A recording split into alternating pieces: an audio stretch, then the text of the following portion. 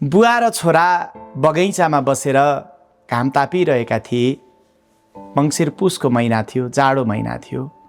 अनि घाम तापिरहेकै समयमा एउटा भँगेरा ट्याक्कै बुवा र छोरा बसेकै रुखको अगाडि आएर एउटा भँगेरा बस्छ।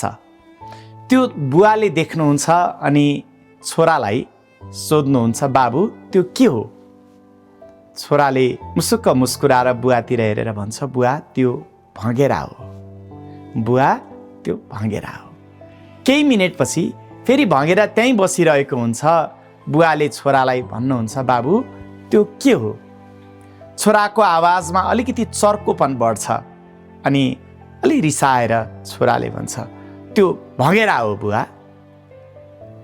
फेरि केही मिनेटपछि बुवाले फेरि पनि छोरालाई सोध्नुहुन्छ, बाबु त्यो के हो? अब छोरा रिसले चर्किएर एकदमै चर्को आवाजमा रिउडली भन्छ, कान तपाईँको बहिरो छ हो? सुन्नु भएन? मैले भने नि त्यो भँगेरा हो। त्यो चर्को आवाजले रिउडली छोरा बोलिसकेपछि बुवालाई नराम्रो लाग्छ।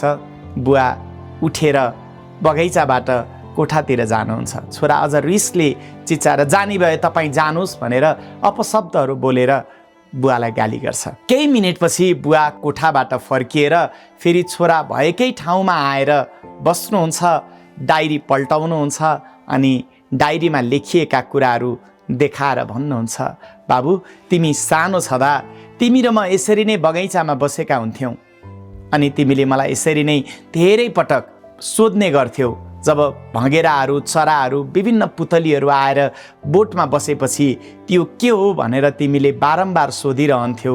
तिमीले मलाई 21 पटक सोधिरहँदाखेरि पनि मैले कति पनि नरिसाइकन, चर्को आवाज नगरिकन तिमीलाई प्रेमपूर्वक भनिराख्थेँ, सम्झाइराख्थेँ, बाबु यो भँगेरा हो, यो पुतली हो।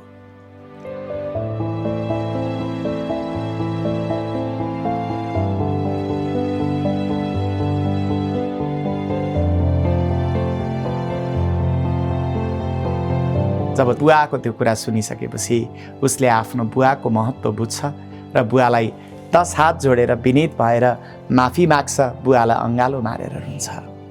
सज्जनवृन्द, आज हामी जुन अवस्थामा आइपुगेका छौँ त्यसमा हाम्रो बाबाको महत्त्वपूर्ण योगदान रहेको हुन्छ। जन्म दिने आमा हुन् भने जीवन दिने भनेको बुवाले हो।